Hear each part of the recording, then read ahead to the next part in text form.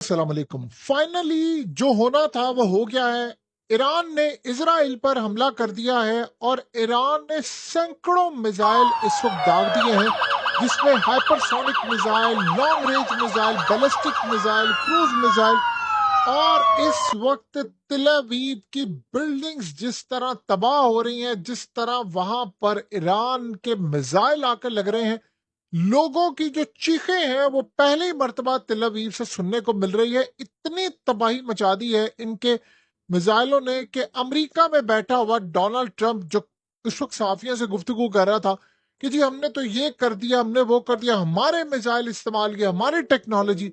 जब ईरान ने हमला किया तो इस वक्त इजराइल के अंदर जो खलबली मची है, आप उसका अंदाजा नहीं लगा सकते कि इन्होंने इजराइल की फौज के हेडक्वार्टर पर हमला किया है।